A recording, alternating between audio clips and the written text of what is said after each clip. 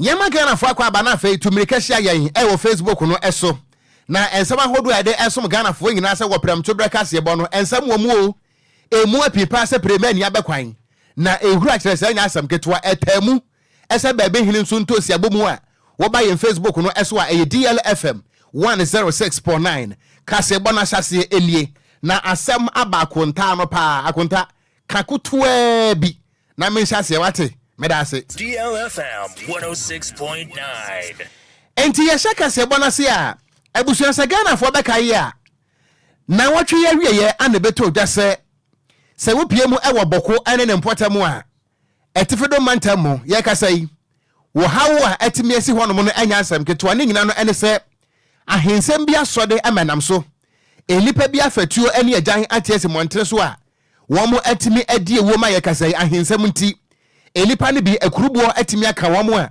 wonom ato ya nom ewo ense edo na ensam obeto odwa no enam so emamara se badwane a wote abanwa so ede ma Zabila abato mpasua so eye Clatus avoka wode atoda akyerem se de akoso no hadwen papa na emom so wo so bo bia wode bebo aban ya wote so no efri se aban we nhyeda enshow commitment bia so obehwe ama woko ne ntokwa no eto atimi atwa ewo boko ene ne mpotam wotirem ese ensam yi eba yi se bi empane se nkeridawa na nkedi asoawo sara so na se bio se wotu pempema na nkwa tokuru nanso wotirem se ensam ne ba ye no aban we ya wote so ne nya na adwen kura se ase wobehwe ama somdua tima konkane na womo a etempotam ho no womo timi eto anamo bia akura kirem se wono Clatus eya avokai watimi ene mpanifo aka bie wom e wo bambon sansam ho ebi eye national security minister wone no ahia wone national security coordinator ahia wone attorney general ahia na mpokura no womo a aka bie wom ne bambon sansam a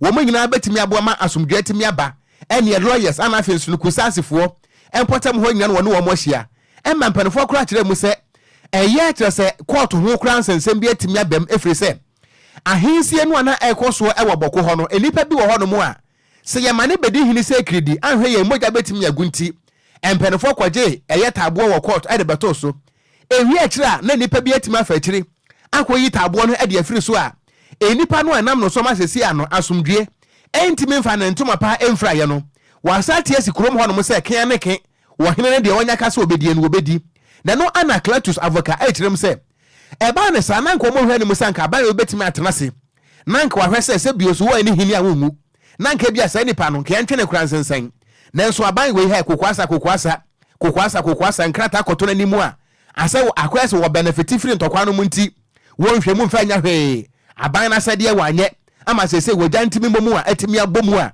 ye ka sai enipa no bi etu atimi aka wo mu a wonom ato ya nom ewo ensedo enu ntine Clatus avoka ekyerem se nia ekoso ewo boko a ye ka sai enipa no bi etu aka wo mo no yemfa ho so bo emo NPP aban efiri se kokwasa brabo bia wo motuo e de fa bambon sansam ho ewo boko ene ne potem ho no de Grace Ashrenyom agenya minenim. If they have gone to invoke the magistrate court in Bolgatanga to get a fresh warrant of arrest, he would have been arrested.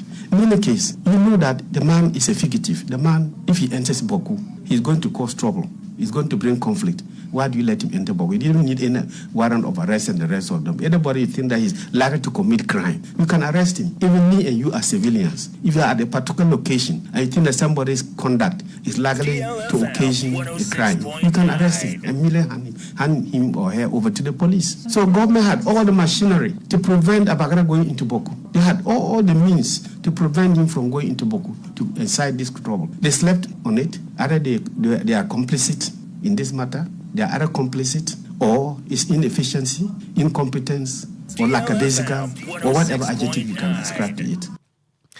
Enti eni ayeti ye eye emrahye bedwani a wote abanwa so ede ema wo manfo ne adesia wonom ewo Zabila abato mpasua so ewo etifedo apuye mantamu ne den ede Clatus avoka ana wo kirem se ewudi samu asese asama ne tiri so saponkyerani ewo boko ne potam no yemfa ehon so bo emo aban we efiri se won shada entu anamo bia se obema sumdue afa ne ntoma pafira ewo boko ne potam a wo ba ye Facebook no so a won so betwa asumdue nsem ne yemfe ntofo efiri se asumdue wo Ghana asumdue obel bia emu nsem ana wate no ye to akase ebo no so ane egusua ejiremu ewa boko ane ne patem na Frankatuni edema National Democratic Congress NDC amanyuko no ya mpenda da John Dramani Mahama wakasa echiremi say sesi amekese okopie mu ewa boko a enema hodo ekoso na so dua ho sensem de nyamanim ne kurani enya de a ekoso ye kura wakasa echiremi say onim de enti a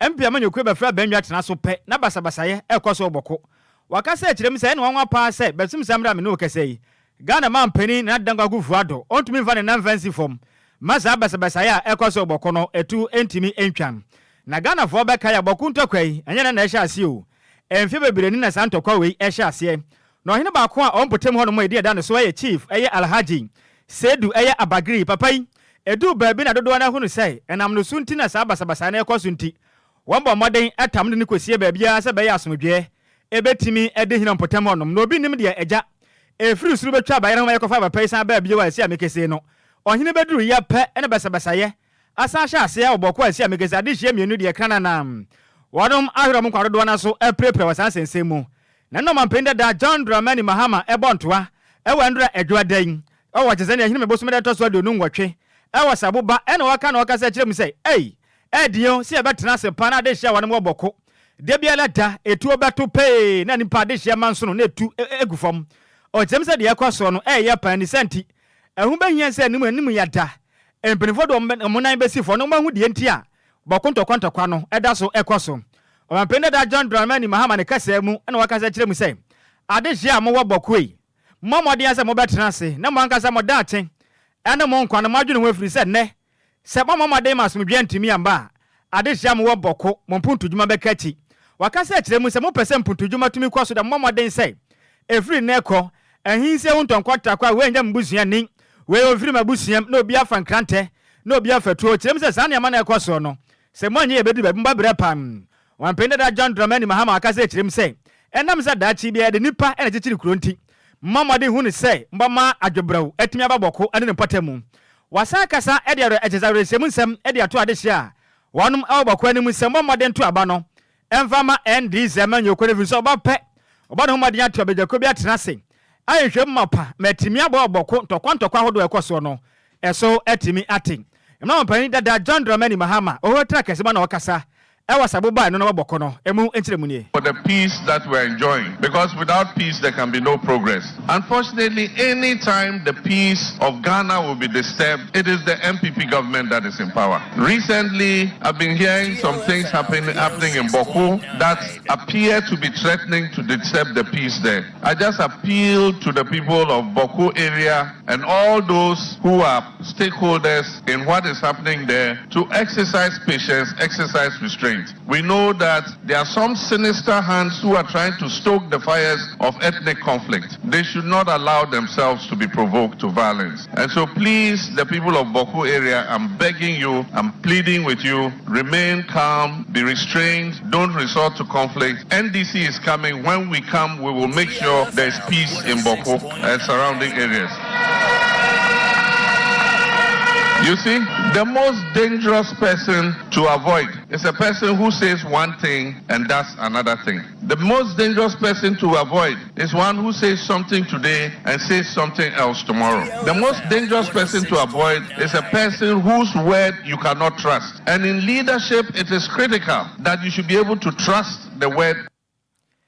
Eni awoti ye amampeni da isi amekese ono na ya Frankatuni Edema National Democratic Congress chiniye NDC amanyuko no obampenda da John Dramani Mahama nene ene etie ye yento awia pram to breka se bono eso ye di free enkran pompone mantemu asansa akrokoti akwa DL wo haninsia achiripo enkono fo adwenkyere bra yen e wo Facebook no eso na agimensam ka se bo nso fo adwenkyere bra ye kan nsam no atie simu ye da so agina mu e wo boko ene mu nsensam na se bi mpanefo editu dwa achire mu se ye pam aboa pataku ansa na yetu aberekirefo ne nyina no ene se ne yekoso e wo boko no nti enam so ama wosoafo a wohwe amanweso Interior Minister Henry Court ene ne mpanefo atenase ene mpanefo a wonom ehwe bambon nsensam so eye National Security Council no wopani a wote adwa mu se president anasa chairman eye president Akufo-Addo wonom nyina tenase aso adwen hunu se mpanefo amfa wo hyew na curfew anto boko so a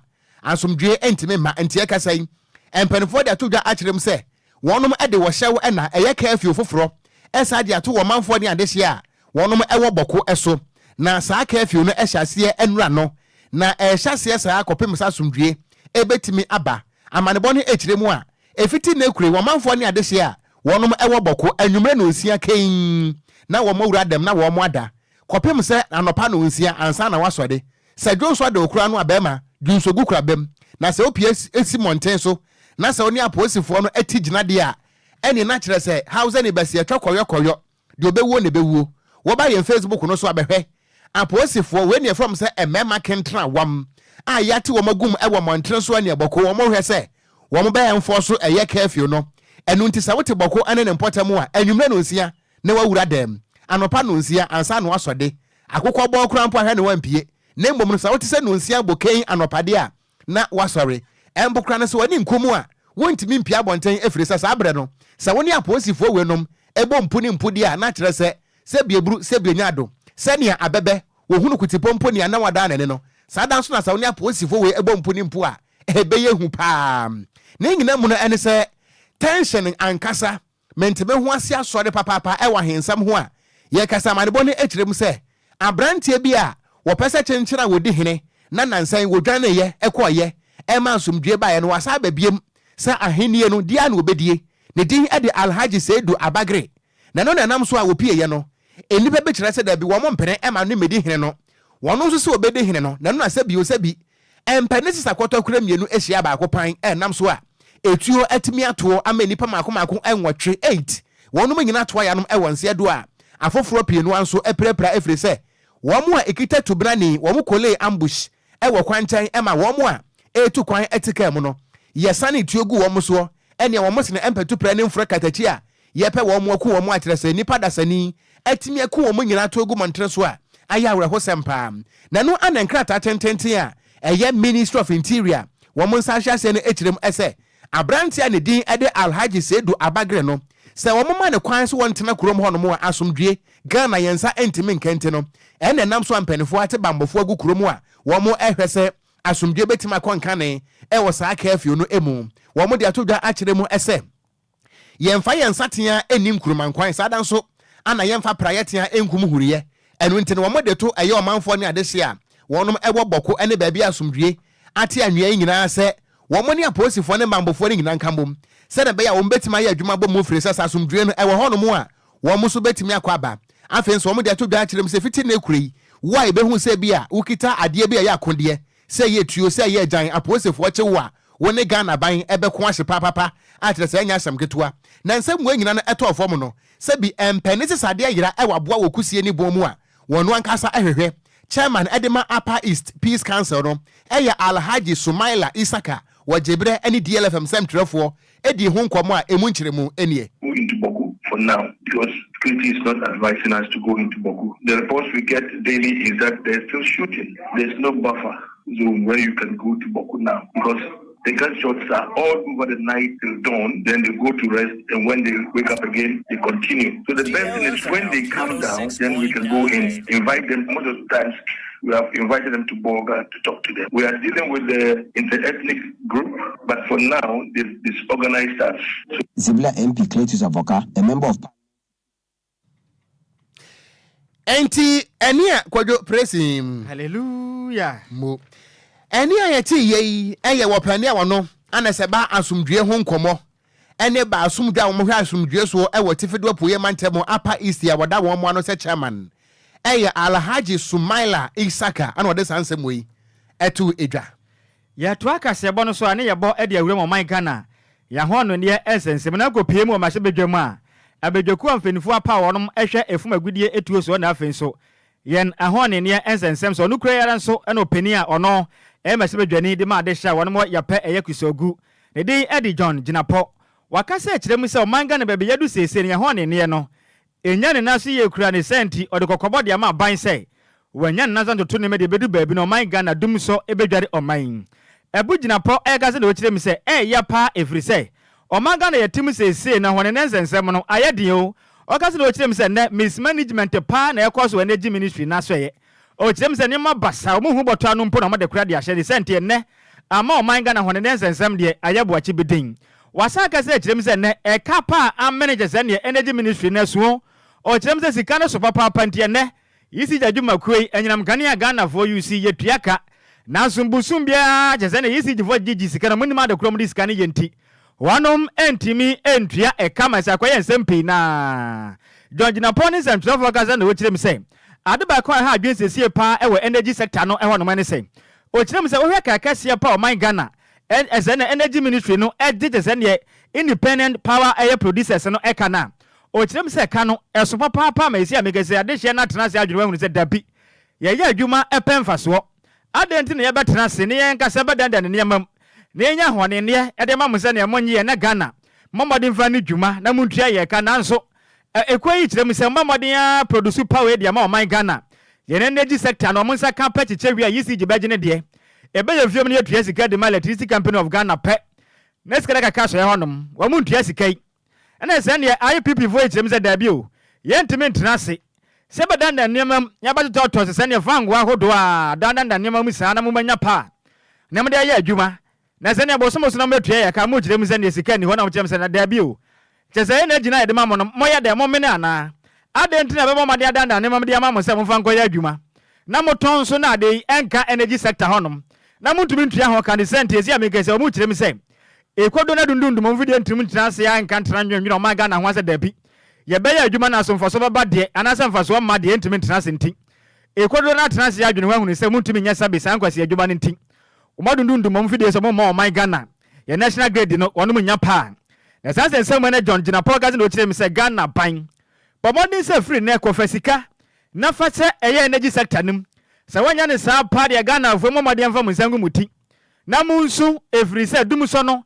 afimpo ne yebehu ne kasiem wakasa kyerem se de ne makọ nanse ne de Ghana fo mumfo manu fanto se dum so no eto betwa ne anase kyerem efri se yesi amekase no energy ministry ne de kamia ese agudi se to yisi jinso eka woramaje eye independent eye power producers no omuntumi ntua ne na entua ne kyerem efri se yesi amekase no enema akaka nsema pam George Napaka se kyerem se ade ba ko atwa ne nsuru mu nyina ne se mo yisi gifuei ana afiso energy sector sika da bia da mo nsaka eni sika na ya mo ya deden eya asra aya mo hwia ana kwa mo minimu Ghana fo enti mo fanko nkotua eya independent power producers ika e ma Ghana fo hu na manen wakasa kyerem se de yakoso ne yasabe anytime ne sente de kokobo e de ma Ghana mampanen na dan kwa kufuado ene mpamanyɔ ko etia ba nwa su se samopo man Ghana kankro no man modwene ye ho anyam kane nsensem de momoden se afi ya bato afinti ye ntimi ntrase na eba modea na elections aduru wane yakenkan ya ba be hu ane se Kafre Kwadwo na fom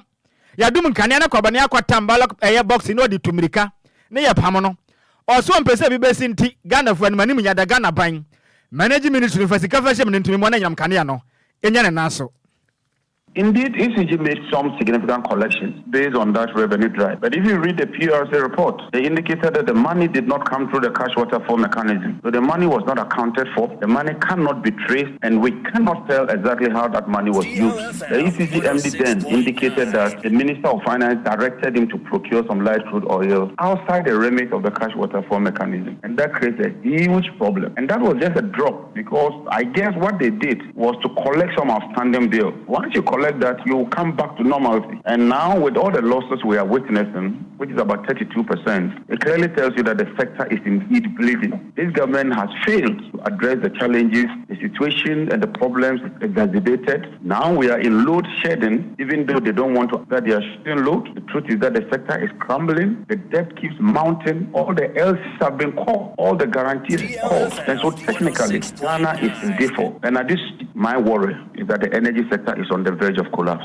There is a solution, and the solution is in twofold. Firstly, the president must intervene and plead with Asogole, hand back their power plant. But that can only be done if some significant payment is made to Asogole, because as it stands, they have indicated that they cannot operate because of financial difficulties. Secondly, government must find some money so they can procure some light crude oil. But going forward, it means that the next government must ensure that we really accomplish the gas to power era that we all envisage. Without that solution, we'll keep having these fuel challenges and we'll keep having this load shedding that we are experiencing intermittently. And for me, that is where we ought to be focused.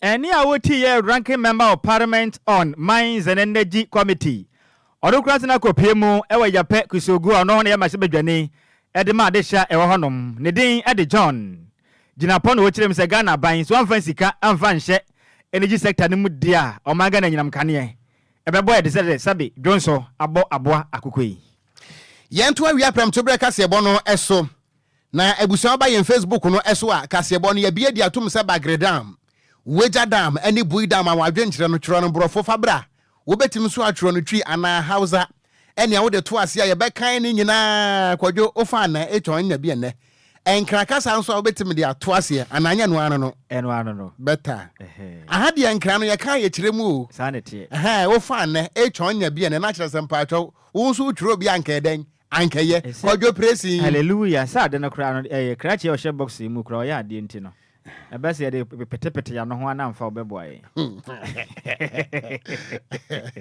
na so mi judi ono ankasaro no kufitara ankasaro me be petition gama nche e tana sukura ni pa bone forsa ha ye no tikroma me ento akase ebo no so abusua ye bodi awura mu ewo Ghana ye mra hye bagafie na besa na watwe mienu ene kakra ni edie empanisi akokọ wode hwe bekumako eho no mo ayire o ayire sesura na wotumfo twene anyeyire a empai apai se eta ni nyina no ene se emra se badwafo nan anu koyi kaka se nyame ya adomo a afi abato no wo mo enkoma manyoko biem wo mbekwa contemporary independent na enam so masa okenka o my Ghana mamra no a eya article 97 clause 1G no emma eye speaker to me se wonyina so mpammo every parliament ho na no anasa aginasie ne ba ye no efutu mra se badwani a wono ana wo MPP dom no wo mo ekanifo Alexander Kwamena Afenyo Markins wo ye lawyer wo ko Supreme Court ekwaje tabo de beto so say Speaker of Parliament any say to me no da enti asamu ne se bimpanesi ye ntwenkwa ye ntwemra ninua ene fofora beto mu na say the Parliament nsensem asi aye no se da kwese ne kenika dam ubo wura mu a wutiri ho ntete wo de kakra bepie na eno ana Speaker of Parliament Right Honorable Aban Kensford so mana Bagben ebre bi atwa mu na wo ye mna se badwani ema wo manfo ne adehia wonom ewo Nadoli Kalio ewo Upper West watena Parliament 32 years enu ntisaba experience dia wo bi pa se parliamentary duties no sanka ye kro dia nka dwa ne sakuti pomponi yewura aye Aban Kensford so mana Bagben wono so tenase an wode beto dwa enu akire mu se ejinasie no a Supreme Court wasie no wo so mu se ya emuye ne hatu se nkwada socks enti wo kwa na chi wo na gonsa samoja a otu free kick ebo Supreme Court onsam no to twene ya kasa yi aye je na eno ana wo se che mensa bonso wono so bia bia twamo no na wo ya majority leader edema eye emrahye badwam MPP ekuo no wo de atodwa akire mu ese nia ekoso no amenteme ho ase ensiye ewo ye parliament ana afenso no Supreme Court ontam no one day obesere entasuom yenu nkambom na somdwe ntime mbra wo kirem se ho behia sadie obroni fe ne se open dialogue wo bia nsi nkonya na mpanefo nto adwene ehwe se wo hanu a ebobo ba ewo mrase badwafo ne ntam ana afenso no speaker ene Supreme Court ntam no ye betimi di nsuonyu aguso na kwese wo konfo kwa adanwom what betine chati munye din na sasomdwe etimi bade a bibia betimi akọ enkanen wo kirem ese wo my Ghana ya yetim wei efiti afi apem ahenkro de okunumienu no ye de democracy kabi ma menka bedodo amamu na edidi adwuma enti se kwobasa menteme ho ase hyase every eye legislative house eye parliament ya ebe hadwe ye papa wo bra elections yi kakra bi na edro 39 days anaka wo kirem se parliament no emu akanifo ni ginantrase ene wo mu kan biebo mu enhwe na wo mu ntimi nso so adwen enhwe se ne yekoso no Ghana mra no esesen na ye be ne dan so na timia yeye se na be asomdwe betima konka ne emom se koyate se Supreme Court se ne ho aden na se speaker so ne ho aden MPP mra se badwafo so wo ho aden na NDC fo so wo ho aden dia ene Ghana be se Roman Reigns ene di nambro so ntokwa asomdwe ho be den pa wo se che mensa bonso wakasa no emu nsem ne the Supreme Court they are the ultimate right they make rulings in respect of the Constitution, and we all have to capitulate before them. But even then, after they have come up with a determination, maybe on appeal they could change their mind. It's made up of individuals. Individuals could change their minds. I'm saying that the individuals, look, if in the face of some other evidence that have not come before them, right, and then they weigh the two and realize that no, I listened to this or I had this in mind, and on balance of reasoning, I think I was wrong. They are human beings. I'm not saying that Arman is a human being after all. So if in the face of some other advice that he might have received, I don't know, I'm just conjecturing, he thinks that now he should change his mind. As I'm saying, I will not describe it as double standard. I will just say that, well, as far as I'm concerned, he's changed his mind on this, which is only human. I disagree with him. I tried to reach him because upon my return, I needed to even call him back to brief him about what had happened in Geneva. And then I walked into this. So I just wanted to, kill 2-3 birds with one stone if I had opportunity to see him. But unfortunately, as I said, I came and I had to dash to Kumasi last Saturday. I came Friday, late evening, and Saturday, first flight, I had to go to Kumasi. And as I said, when I went there, I suffered, unfortunately, the transition. I intend to engage him. If I had been the majority leader, I would certainly have engaged him. And we remain friends. So if something that I disagree with, he involves himself in that, I have to engage him. I will. Why not? He may agree with me or he may not agree with me, right? But I'm saying that I haven't changed my mind because of the imperatives of Article 97, 1, F, G, and H. Enti ebusuafo ne ayati yi eye emrahye bedwani a wote abanwa so Emma Swame about one person as was antimantem yewra o say che mensa bonsu sompa ehene ana wode sansem we ato edwa wo chirim said ye kwaso no empenifo ntena se na somdue ho nkomo ye monte sade a ebeye hu sa chimota forest emu nsam na wote ye no ye to akase bo no so a ne ye bo ede awura mu e wa awreho esemu na frankatuni abedi akire adema Ghana Freedom Party GFP eye kwabena apiakubi Dodoada efren Roman Fada obomoden esisidua e de atodi yele kase boanim ekire mu sei ya maame akuadonko na ekofalbai e de ma Ghana Freedom Party no kura ya nso e na yeze presidential candidate afi anka otu franka e de ma Ghana Freedom Party osisidua sei ya maame waka enchine gu akuadonko wanya ne baabi ekose de anopa e de besom yen etiefo no na Roman Fada ekire mu sei ya maame akuadonko na hododo ne kitiwa bi na kopie mu ayarasabia e wo rage na no na Fofia Ntwata na wadwala ba mo nam so ema ye mame akuadonko enye no watumi afiri mu ya na Roman Fada ka sem na wo kirem sei arahosam no esi endra nadwo na ya hinu meboso me da doctor so aduonu nwotwe anadwunum na za arahosam wei esi ye wo rage eye hospital honom na no pay emna Okogyeabour Ocran the gangster katratra dwam na adidaso ho ema obiamo no show no so no na ne Roman Fada ebisa na se ro ya tio sa hosam kase a ababato omaga na nyina ko mu ni na Roman Fada ekire mu se ye no kre ensima hodo a Ghana fo nyina te na homachin se dedam se ye mame akuadonko no na ye kofalbai e de ma Ghana Freedom Party ni wafiri mu no sabape na tientesi amekese no ya beso no pa na ato omaga nan na Ghana fo ba ka ye mame akuadonko yi obon ho modin ye pa wo ba manyose manyasem kuma emfimpim ne du eye du mienu mechira 2012 ye mame akuadonko ko gina se ngwa akopre Teno mampeni dibre ewa kwantene kro nanzo akwa no electoral commission na nje amfantum kirem se ma me akuadonko kontrata asemo de bae na ntimi emmiti yi se ni hye ye ntino mo modern disqualify ni senti ye me akuadonko tenase ahunu se da bi opasum bi ompa manso nto kwanti wankọ court na ode nanim de ne nyansa ekwatai eye PPP fuati prepapa preko papa kwasindum se ebetimi aboa na nka jamanyoko no atimi adi nkonem ye me akuadonko na da biara da okasa wo kirem se O my Ghana, adia bekwe na niku hu ye party triu ayakuafo. Ena afinso ema datin.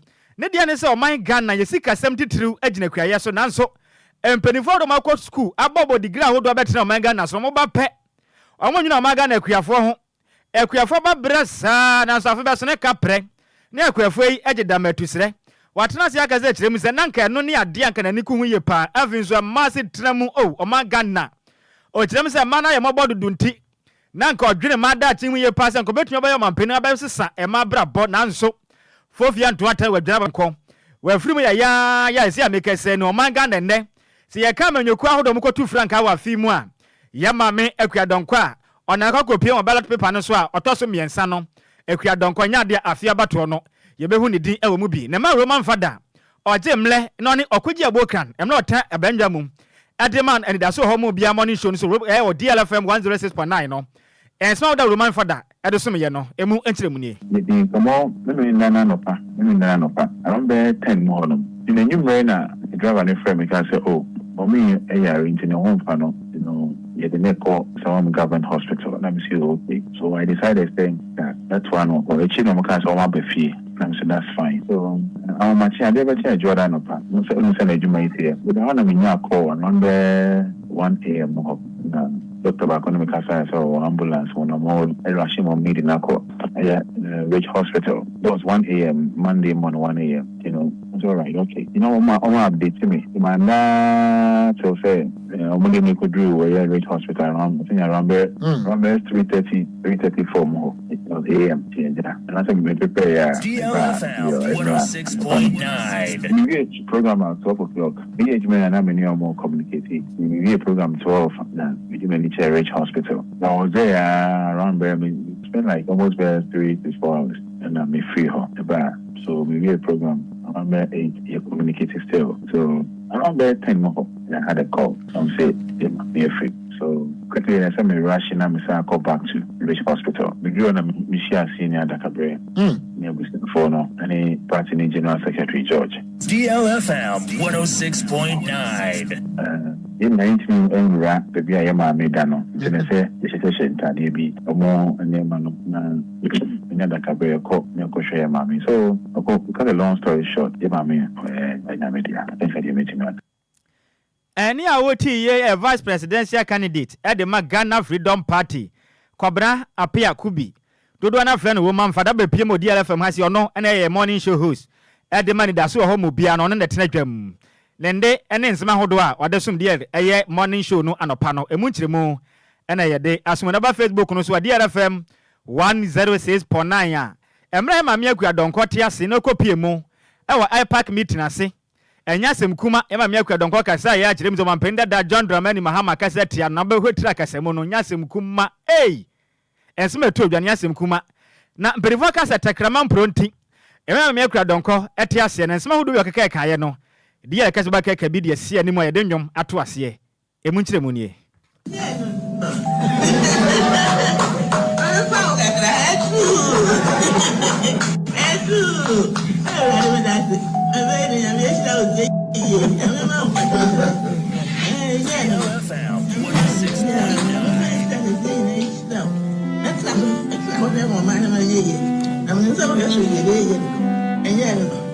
I don't know what happy person. When you say I'm going to buy it, and I'm going to buy it. We are Daimobwa.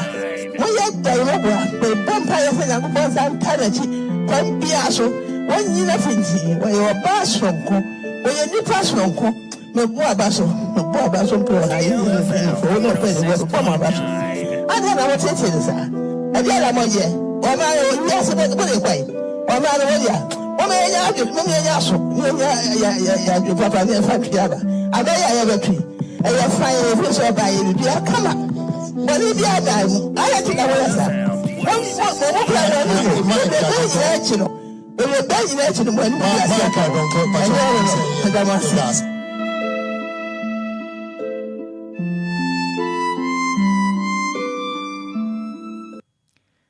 enia etwagu ye obra ye maame akua donko no ene ye kofalebaya edema Ghana Freedom Party okopie mu ewo iPark meeting ase ensema hodo eto odwane nya de ye kasebo kekase ani a yedi mu enchiremu ede asume no ko arohsempa ne brichie ena bo oman Ghana eya Kwadwo mpanisi ba bia obi awuo obi na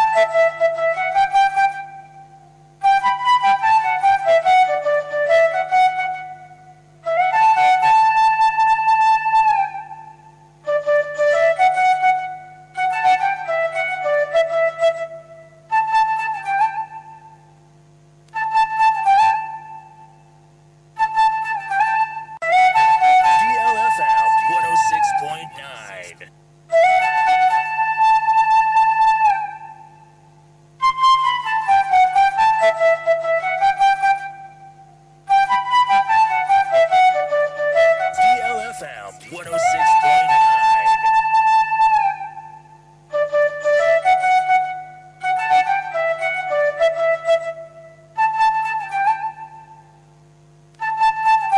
Who say Friday for Quack was will be uncarried. One was at Friday near to you. Now, I pay Yako. Now she uncanny. No, Friday didn't to chat. So whatever I cried, the old could see money and yaji. If you travel side, you go where I am one of it. No credit near to you. May Maquine that. Friday for me, so be able to groom. Will be other better and come you are, will be uncle visit. Me here one more has seen me come a quaffle. The quaffle can see and right. You better than one may at them. I better than you. And you know, I forget me out Nasi Adrian who said, see a quadra, Friday for the play. And young quadra, young quadra, to walk to a bar. No, I can't buy that to her. I heard you marry a son or corner. Eh, no, what to bear my said, no corner. John, we couldn't to have number one in your quiet. I don't know where, sir. Then I must be a my sister one goes to cook up a judgment. And tomorrow one can say, young goes to cook you'll be a judgment, no one can. None of when you near what Martin. I don't know why. I may buy no Maca customer. I grab them out, be a judgment. Miss Wama, a rancher, my bow will be better, will be a ridiculous. Over me, Mosica. Never could be a father. Sicana, but I want to make you. Fire when I Japadi, do be a Japadi, the Joseph, and Tim Rancher, my bow. No, I beg you, men, someone can say, maybe not a baby, and to Roman and Quadma. Would be a Quadmuno. I beg you, I quite be. Would be on one side, the quite foul.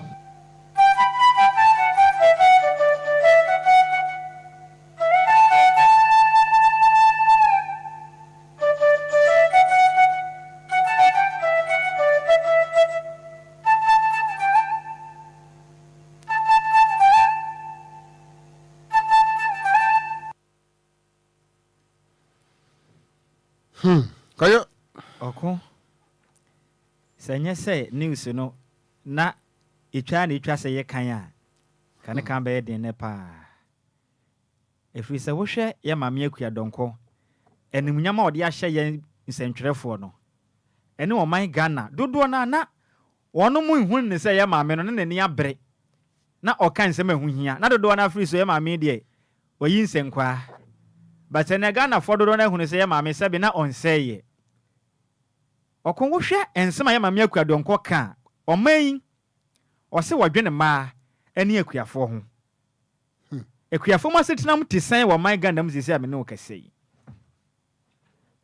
ema setenam tisen wo man Ghana mu nsentwerefo akoye report ana manyuku akase mi ne wo man Ghana mu na mo breye okrum ha sei internal elections keke na manyuku mi ne wei e papa yesum na nsema me hu fasode a e won nsentwerefo ho nti obefa ye ne yankasa ya brother ye nua penin Roman father se onye na bedi akiri no omwa nanka wo nkopre omanga na akwamwa kase emese san omanga na hyebre nanso ba mu wakurade ya nkwantumi nje nti wabehwim ne ya de ko okon ya de asie no ye kase ha ya ne yeboa ha ye nti ye ma na busuafo ene Ghana fo nyina ne ye ne yankasa nua bema apia kubi kwabra sina ya maudamnifa wedi aka ye nyina mpanifo se sebe enya aka o nanti a na aka o 20 no de aka aka ye nyina Nyankopon koso enchichi ye nyina ye we ne ye bompa ye se Nyankopon fa ye ma me kra emfansi ye okon eden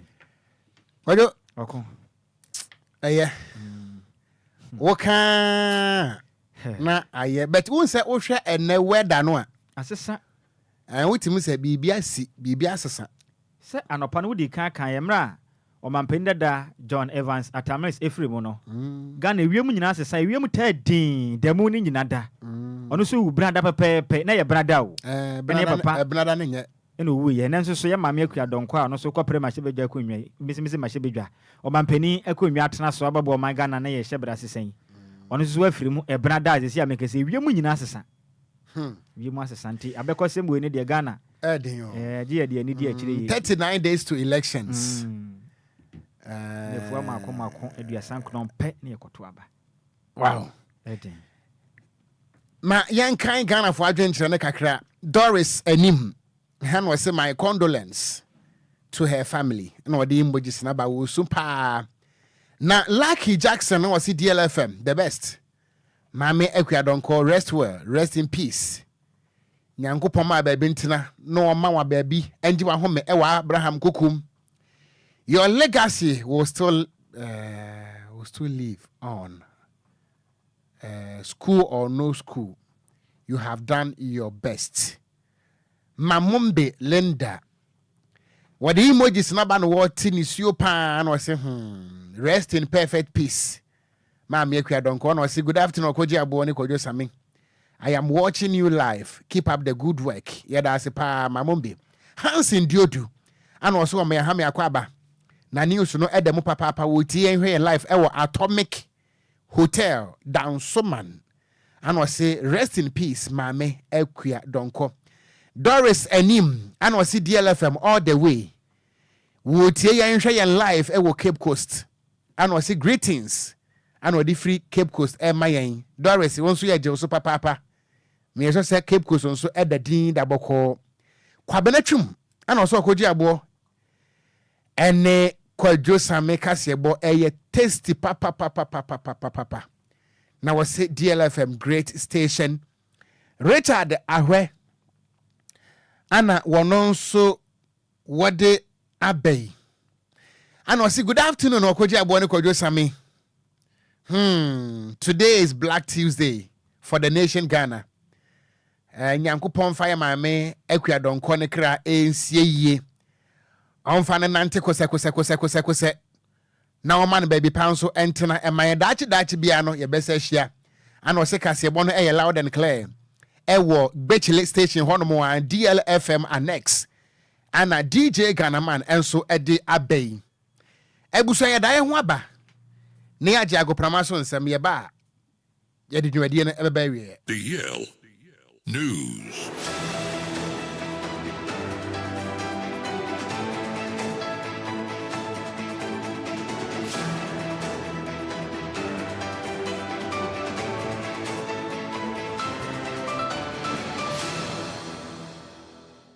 Ebusia ndawe mayansama wa ha ensama wa kwa bamfamra DL. Ohani nsia echiripo enkron kasa fidie so. Emrewe du se nawe yesinkunya na agudie mu nsama ya bobo na ebusia ejebre na ye debesomo Ghana de wa bibile mu de kan ena nkrofo nkroso wa manone eno nso kan bi ebusia ya bobo no ayede ebabesomo. Mi amede agudie mu nsam na de bade ameje so no ayensu ano de hye apakanjih the blessed kerebusian shase emfanfi Ghana mrante esi akan ewa manone de andro wremu ewo Turkish Super League num ewo Turkey one game etodwa bobo ko efen Istanbul Basakse omotina fie ehye kaneba ko sanso na AU Sport enso etimu bako Black Stars of Ghana defender ye friend Jerome Opoku on the day no ono ena onya equalizer no edema bobo ko a ye friend Istanbul Basakse 59th minute ena otuminya sa equalizer no edi emo ma yede wonsam edi asmo Nansiana Beach Soccer AFCON 2024 etwaguye ewo Egypt na Ghana National Beach Soccer team ye from the Black Sharks omukopie mu ewo competition ase ekocho mo bobre nanso wi echi no na omatoso enum fit position ena omudie na omabepiem ewo Ghana ha emande ne Ghana Football Association president ye Feniket Okeko akoshiomo eni omadi nkomo ama omakwaba na Ket koshiomo ni omudi nkomo a omo amakwaba no ena ochima oso ye proud of our achievement hard work any determination omudi ewremu ekobo competition no enko on notice empenifo ehu adwuma omkoye enti abasobode bi eseom no omudi ebemom eno etiquette echema o se experience omakonya e competition as in going forward no ebetumi abom ema in next competition omkwa enyama etumi akowie edi amam we any nsema Kate Okogyeabour president edi eto Ghana National Beach Soccer the Black Sharks anima yede ewonsam edi ato anim Ghana Women's Premier League match day 2 endra games bi ekikem abana wie na games na abana wie say na full time result ekoye Ghana Women's Premier League match day 2 wo Northern Zone Savannah FC 1 Kumasi Sports Academy 1 Sunshine Ladies 1 Prison Ladies 3 Supreme Ladies 1 Tamale Super Ladies 0 Ampemdakwa Ladies 1 Northern Ladies 0 and Dreams Ladies 2 Fosu Royal Ladies 0 Uremo our Northern Zone on table no Dreams Ladies Erican 6 points Ampemdakwa Tosmienu 6 points Kumasi Sports Academy Etosmiensa or more 4 points Prisons and so Etoso 9 or more 3 points Oko Asiona Ubenya Sunshine Ladies omu ni point bia ena Tamale Super Ladies omu su any point bia yede ewonsam ede amao uram our Southern Zone and they say na omu full time result our match day 2 nkwaye Police Ladies 1 Army Ladies 1 Soccer Intellectuals 0 Hazakes Ladies 0 Berry Ladies 1 Jonina Ladies 3 Halifax Ladies 1 Epiphany Warriors 2 and Faith Ladies 0 Lady Strikers 0 uram our Southern Zone omu table no Epiphany Warriors 6 points Omudikan Jonina Ladies etos mienu 6 points Police Ladies etos miensa almost 4 points and Hazakes etos enaya almost 4 okwase ona ubenya Halifax oni point bi oda se and Bell Ladies enso any point bia ono so da se wa yede ewonsem Hede Asmo Ghana Premier League match day 8 no na watching and games no eba na wie na match day 8 na mpenefo man of the matches no mu ye senate Samates Elibrekum Chelsea Isaac Afo esina kanema Samates onya man of the match Heart of Lions eni Nswatemana FC Christian Ajerim Boateng esina kanema Heart of Lions ono eno onya man of the match Baskoli Stars eni Asante Kotoko no Prince Twenebo esina kan de mabobo ko efe ne Baskoli Stars ono no onya man of the match no Young Apostles any dreams no John Atta Jr. Afram esina kind my Young Apostles ono no nya man of the match no Heart of Folk any baby any Ghost Stars no man of the match na called my goalkeeper osina kind my baby any Ghost Stars e friend Imano Okobi and Bechem United any Career United no man of the match na called my Francis Akwa osina kind Edema Bechem United and a Nations FC Division FC no Faiza Chawote esina kind my Nations FC ono and a man of the match no Eko Edema no and a Legon Cities and Accra Lions no man of the match and Ekodema Jacob Gildas Awute osina kan Edema Accra Lions ono and a man of the match no komano and a Adriana Football Club ne Mediama Sporting Club no Abdul Latif Bamba esina kanima Adriana Football Club ono and a man of the match no ekomana yede wonsam edemao after match day 8 no goalkeepers omo money so ania o make keep clean sheet dodo no apia kubi our Mediama 5 clean sheet and ekita no Kofi Mensah o Nations FC ono so kita 5 clean sheet and Lawrence Osei and so our Heart of Lions 5 clean sheet Imano Kobi baby any Ghost Stars 5 na kita no and Aziz Haruna Dari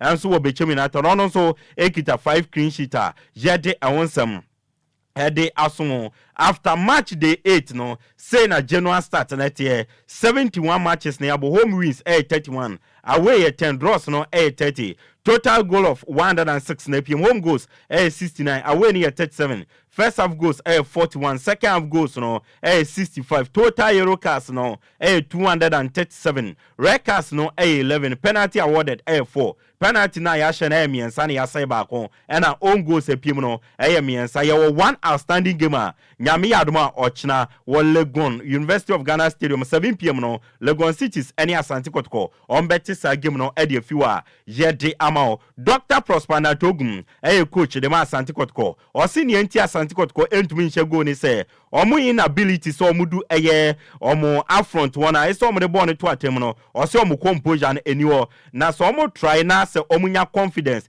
na omo pick the right spot na omo apply right technique or ogidie say going forward no on betumi ahye more goals ono de ogidie say kwa na anim na Asante Kotoko goals do na supporters mo pe no e betumi aba winning some doctor Prosper na togum edi atudwa Abubakar Watara coach the House of Folk or say omo gamer omo born and see against baby any go stars omo lose 1-0 no or say na omo hwe nim so ombenya 3 point ni nyina nemo ade ha omo ne say nem rant ne bali discipline omo ye discipline nemo no chances do na has create no omo boni nyina tugue enti according to Abubakar Watara no or say chances omo bo tugue no na amankunimdi na amba mfama omo enti baby any go stars winning some Abubakar Watara dia tudwa ye dia ma coach Pakwesi Fabian coach Edema Legon Cities or sini team no de onim ne ha omo Oko training ground some 90 bobo ebo shot mo to me be attackers na ye goalkeepers mo pese mu ku na so sa performance no mo da na di training grounds no on be pie mu matches na entumi ended di won to see team no ni aye ohu training grounds no enye the same thing and ohu matches mo not one in some so no Legon Cities just 2 points out of 7 games there enye enough and farm moment ani mani no so mutumi epeja mo money mo ma ye de won some ediama Ghana Premier League side from Basikoli Stars. Omo appoint coach friend Rashad Musa say ombe assistant coach and from Abdullah Ghazali. Enti in the Rashad Musa and a new assistant coach. Edema Abdullah Ghazali our Basikoli Stars yede awon sama diamao. Division 1 league side. You're from Port City Football Club. Niamete and it's from head coach and friend Kwabla Misano. Omaka Chense Onyiran Chenka on step aside. Now to the reason here on step aside the empire form farm by Yensaka yet the ever best money too. Ewo Amanonia and run at 2024 Ballon d'Or no etumi ebano ewie na say and a winners ne kwaye men's Ballon d'Or player Oni Bobo Pano, Omo de ma Rodri, enti Vinicius enya award, Omo de ma Rodri of Man City, Nania France football etumi ye no, and wasem kwa no so ya, Omo ye, Omo de award no edi ama Rodri, Copa Trophy best young player, Ondi Murumfie eduonu bako, according ma Barcelona branch friend Lami Yama, and a Riasi nyina no player Oshe goals do no, Hurricane any Kylian Mbappe, and a chess award no.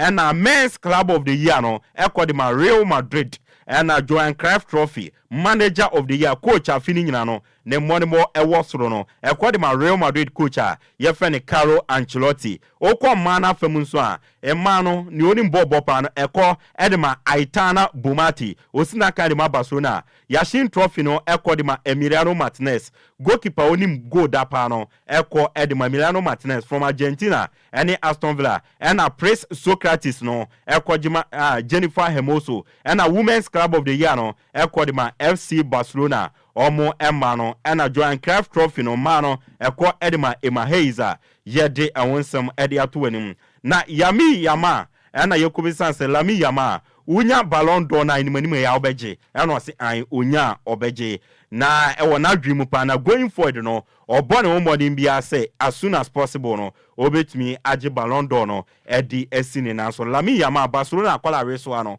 ono no de sansem no edi atudwa Eric Ten Hag manager na nsen na mayufo pamono endra na omo pamono no oko na ne start no 128 games no boy 72 wins 20 draws losses no 36 and oji 2 trophies man you for pamono Emma Eric Ten Hag eko ni ameti and is a Portuguese manager Okochi Sporting CP your friend Ruben Amorim no en komatwetwe akosoro ama ende no wajiatum se obekochi mayu na mayu for ebenya Ruben Amorim dia ajo mutua 10 million euros the ma Sporting CP ni bobo kochi na coach ebe coach bobo kwa ye friend mayu sena nyama ne keka kodie Ruben Amorim ono an oba be next Manchester United omo manager yede awonsam edi amao na endra La Liga game bako ekoso Real Madrid omo anshebi Sanson Atletico Club Madrid omo so anshebi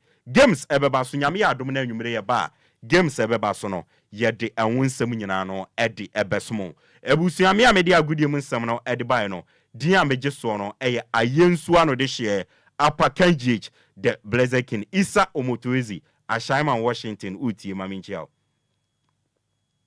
DLFM. DLFM. Yes, I am yet here for Akwaba, Ewaha, na ye boy, when they cast your bono, Abba, Navi, you know. Kwadwo,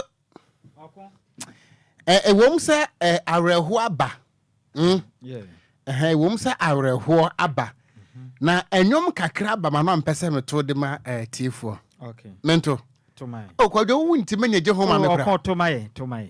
Se papa cha so ne pa na se enta se me jani mu ho na me pon ni nipa etinyu mu ba sa na Tu bi na me. Me ba we pon ba sa no mba se enka se ni je otinyu ma na se lewe a ba ko wachi hade dana se ebi niza nyami na dumala kwa hui tungana na tikwankwan hui tungana na tikwankwan afumbe ade masidani o fumbogwe ade masidani o Metiasio, me muyo, me nyami na dumti me muyo. Why? Can the boss ana some phone yanije, Musena, the boom, nothing but the boom, but an chay, Chansumo, and then she won't come what try you more, and you're not big cat, it is any best in the end. Oh, you pass na merumada, hey, won't pass na merumade. What has it matter? When I saw the Sakrabatan, it did it. Oh, pass na. Madam, I talk to my because of the block now. Sakodie. Hey, church no peace, me the room, but the number the room, Kwadwo, empenisi esukura ye jahem. Sanity. Enti eba ne say ya. Na udi bi nso ayese de kakra because o ka se udi areho na ti a obesu ani pa no nya den. Yebesu a. Wo ma. Na mamenko US na menkan message emra. Olmai. Bra Penny Charles Mante, US Montreso. And I say, our mother's sudden death is a testimony of how inevitable death is. Let us all love one another. Mommy no do ye ho. Kwadwo. Oko. Eno no. Senior de waka ne muda ho. Enipa de wonim de beduru so wo ye den wo be konti. That's right. Ye mondo dinku na Ghana fo be kaya ene eye mfie makoma aduonu ba akuni a ye nua be ma bi nso wanya ne ba bi ko eye tele bonchaka nso wo firi mu. Tele bonchaka. Yes, 21 years nie. Afi we pepe penie e be hia ye ma me akua don koso pepe. Edion. Ghana de edin. Enti ye beda ye tiefo ni ahwefo nyina ase mo amo Ghana mo amo nkofo aman so nyina ye da mo ase Yera Charles Mante nyame wonhira ne wafutu a wode amayen na Ghana fo beti a ese wo mo ada DC Queen Abigail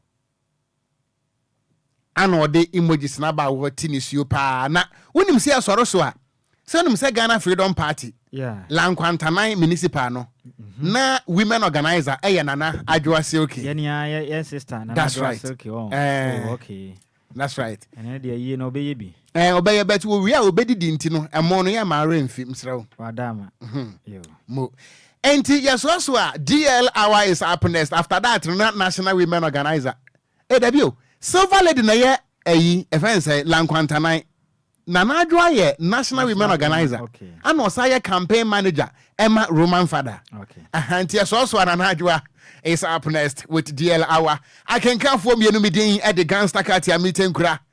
Mene. Nhyiraba Kwadwo Sammy B. Kofi tell a dear ko Facebook no eso. Nya minister ye tie for. Stay tuned.